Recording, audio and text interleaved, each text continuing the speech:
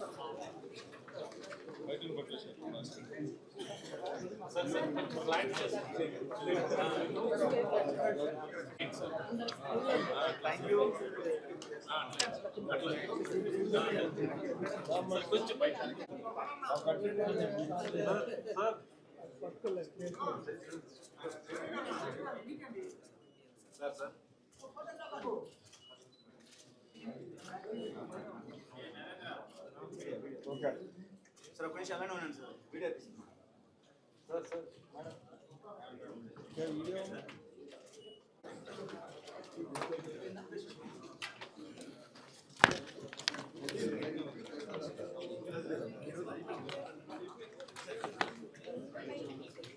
20 నుంచి 30 గంటలు ఎవరైతే క్యూ లైన్లో ఉండి దర్శనం చేసుకుంటున్నారో ఆర్టిఫిషియల్ ఇంటెలిజెన్స్ సహకారంతో కొంతమంది కన్సల్టెన్సీని కన్సల్ట్ చేసి వాళ్ళకి 2-3 గంటల్లోనే దర్శనం అయ్యేలాగా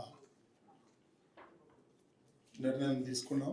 అన్యమతస్థులు ఎవరైతే టీటీడీలో పనిచేస్తున్నారో వాళ్ళకి మొట్టమొదటిసారిగా వాళ్ళని పిలిపించి వాళ్ళతో కన్సల్ట్ చేసి వాళ్ళకి విఆర్ఎస్ అయితే విఆర్ఎస్ ఇచ్చి, లేకపోతే గవర్నమెంట్తో మాట్లాడి వాళ్ళని మున్సిపాలిటీలో కానీ రెవెన్యూలో కానీ వేరే డిపార్ట్మెంట్లు ట్రాన్స్ఫర్ చేయాలని చెప్పేసి బోర్డు నిర్ణయం తీసుకుంది. ఈ తిరుమలలో డంపింగ్ యాడ్ అవుతుందో నేను మొట్టమొదటిసారి దాన్ని సందర్శించడం జరిగింది. అది 3-4 నెలలలో మొత్తం క్లియర్ చేయాలని చెప్పేసి అధికారులను ఆదేశించాలని బోర్డు నిర్ణయం తీసుకుంది. ముఖ్యమంత్రి చంద్రబాబు నాయుడు గారి హయాంలో ఈ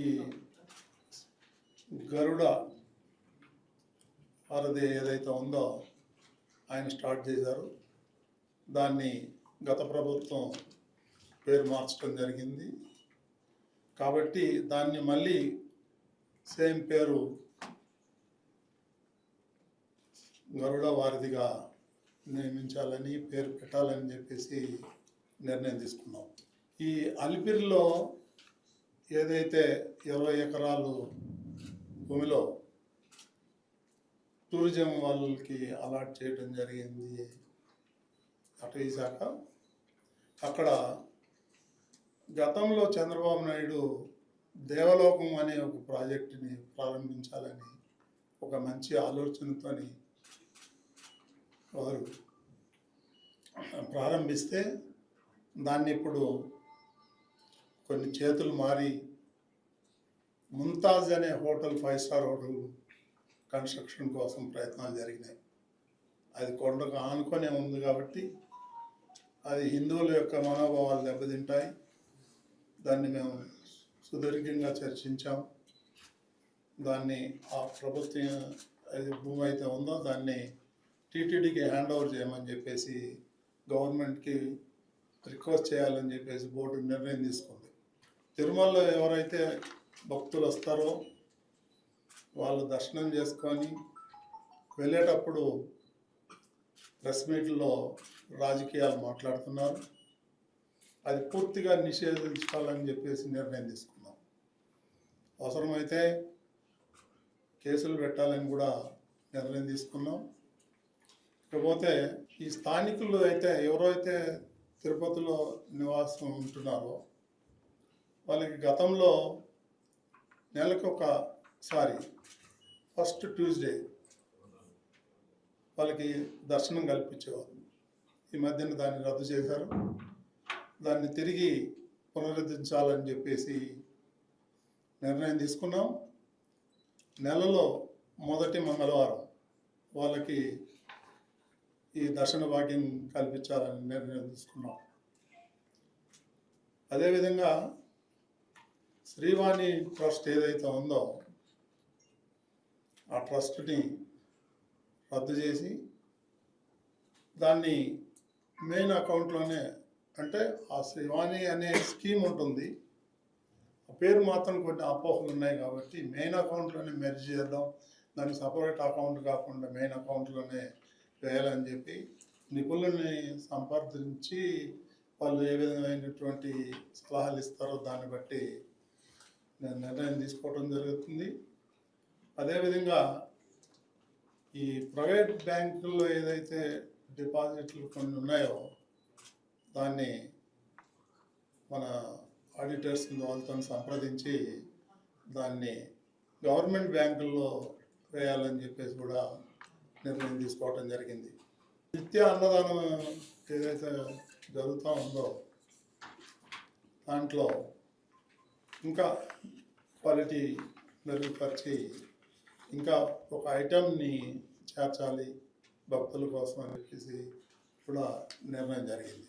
ఈ శ్రీవారి లడ్డు ప్రసాదంలో వాడేటువంటి నెయ్యి ఏదైతే ఉందో దాన్ని ఇంకా మెరుగుపరచాలని, మంచి క్వాలిటీ నెయ్యి కొనాలని బోర్డు నిర్ణయం తీసుకోవడం జరిగింది.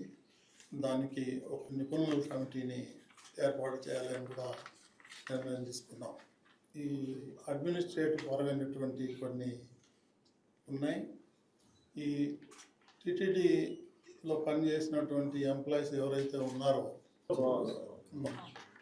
ఈ బ్రహ్మోత్సవాల బహుమానం కింద ఇదివరకు 14,000 ఉన్నది 15,400 ఇవ్వాలని నిర్ణయం తీసుకున్నాం. అట్లాగే అవుట్సోర్సింగ్ ఎంప్లాయీస్ కూడా 7,535 రూపాయలు పెంచాలని చెప్పేసి కూడా నిర్ణయం తీసుకున్నాం. ఇప్పుడు శారదా పీఠం ఏదైతే మనం ల్యాండ్ అలాట్ చేసామో వాళ్ళు 100కి 100 రూపాయలు ఏదైతే కండిషన్స్ ఉన్నాయో అవన్నీ కూడా వైలేట్ చేయడం జరిగింది. దాని మీద నిపుణులు కమిటీ చేస్తే ఆ కమిటీ కూడా ఒక రిపోర్ట్ ఇచ్చింది.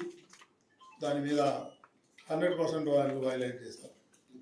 కాబట్టి దాన్ని పూర్తిగా రద్దు చేసి మళ్ళీ తిరుమలకి హ్యాండ్ ఓవర్ చేసుకునే విధంగా బోర్డు తీర్మానం చేయడం జరిగింది.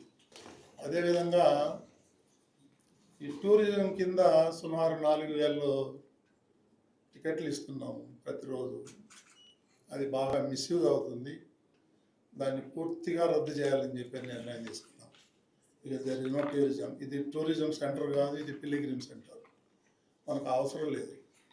చాలా మిస్యూజ్ జరుగుతుంది. దాని మీద మన విజిలెన్స్ వాళ్ళు కూడా ఎంక్వైరీ చేశారు. అది నిజమని తేలింది. కాబట్టి దాన్ని పూర్తిగా రద్దు చేయాలని. There is no tourism, only pilgrims. Yes, మొత్తం డిస్మాంట్లింగ్ చేద్దాం. ఎందుకంటే 100% వైలేషన్. బౌండరీస్లో 1 feet కూడా వదలలేదు. ఈ లీజ్కి ఇచ్చాం. సో ఆ లీజ్ క్యాన్సిల్ చేసి మనం బిల్డింగ్ హ్యాండ్ ఓవర్ చేస్తాం. మనం వాళ్ళకేమీ ఇవ్వలేదు, ఓన్లీ లీజ్.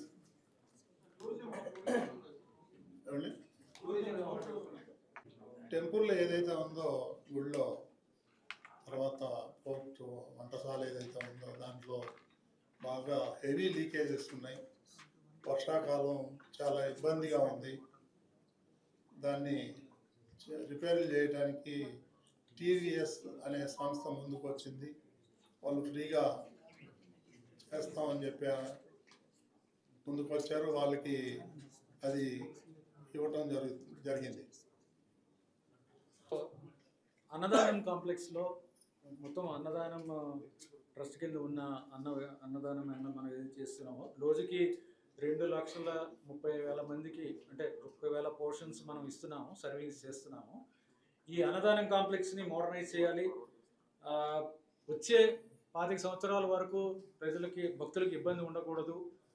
అనే ఉద్దేశంతో ఈ టీవీఎస్ మోటార్స్ వాళ్ళకున్న ఎక్స్పీరియన్స్తో వాళ్ళ కన్సల్టెన్సీ తీసుకొని ఈ ఎక్విప్మెంట్ని మోడర్నైజ్ చేయడం, అలాగే ఇక్కడున్న అన్ని వ్యవస్థలు స్టోరేజ్ నుంచి సర్వింగ్ దాకా, సర్వింగ్, శానిటేషన్ అన్ని విధాలుగా కూడా ఫుడ్ సేఫ్టీ ఇవన్నీ కూడా స్టడీ చేసి ఏ విధంగా వచ్చే 25 సంవత్సరాల వరకు ఏ విధమైన ఇబ్బంది లేకుండా చేయాలి అనే దాని మీద వాళ్ళ కన్సల్టెన్సీ సర్వీసెస్ ఇస్తున్నారు. వాళ్ళ హొసూరు ప్లాంట్ కూడా, హొసూరు దగ్గర వాళ్ళకున్న ఫ్యాక్టరీలో కూడా రోజుకు 30,000 మంది భోజనాలు చేస్తారు. వాళ్ళకు కూడా మంచి ఎక్స్పీరియన్స్ ఉంది. వాళ్ళు కూడా వచ్చి స్టడీ చేశారు.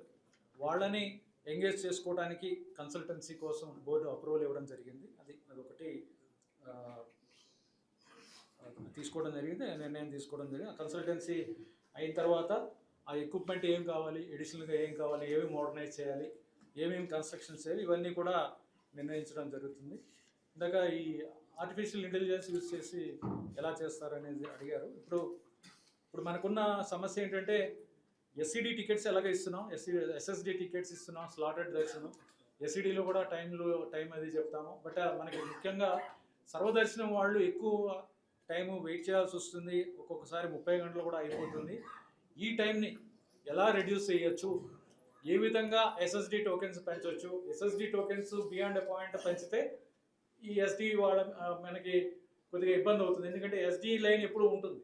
సో ఎలా బ్యాలెన్స్ చేయొచ్చు, అలా తర్వాత మిగిలిన సర్వీసులు కూడా ఇస్తున్నాం. మనకి విఐపి బ్రేక్ దర్శన్ కానీ, ఎస్సిడి కానీ, లేకపోతే ఇప్పుడు టూరిజం లేదు, ఇంతకుముందు టూరిజం ఉండేది, వర్చువల్ కోట ఉంది, ఇవన్నీ కూడా స్టడీ చేసి ఏ విధంగా చేస్తే వాళ్ళకి మినిమం టైంలో ఇవ్వడానికి అవకాశం ఉంది, క్యూ లైన్లో అంతసేపు వెయిట్ చేయాల్సిన అవసరం లేకుండా. చైర్మన్ గారి ఉద్దేశం ఏంటంటే, బోర్డు యొక్క ఉద్దేశం అంతసేపు ఉంచడం అనేది 20-30 గంటలు, ఒక్కొక్కసారి 30 గంటలు, వీకెండ్స్లో 3 రోజులు హాలిడేస్ వచ్చినప్పుడు ఎక్కువ రష్ ఉన్నప్పుడు అంతసేపు ఉంచాల్సిన అవసరం ఉండకూడదు. ఈ మోడర్న్ టెక్నాలజీ వచ్చిన ఈ టైంలో ఇవన్నీ ప్రాపర్గా స్టడీ చేసి ఒక కన్సల్టెంట్ని ఎంగేజ్ చేసి, మేము అనుకుంటున్నది ఐఏఎం పేరున్న ఐఏఎంని ఎవరినైనా కన్సల్ట్ చేసి వాళ్ళ దగ్గర నుంచి ఒక టీంను పంపించి స్టడీ చేసి ఏ విధంగా బెస్ట్ ఉన్న కన్స్టెంట్స్లో ఏ విధంగా బెస్ట్గా చేసి వీళ్ళకి 2-3 గంటల్లో దర్శనం అయ్యేలాగా, అంటే రాగానే వెంటనే దర్శనం అవ్వదు, 2-3 గంటలు అంటే వర్చువల్ క్యూ ఎలా అయితే ఎస్ఎస్డి వాళ్ళకి రేపు పొద్దున్న మరి 11 గంటల్లో రావాలని అలా ఇస్తున్నాం, అలాగే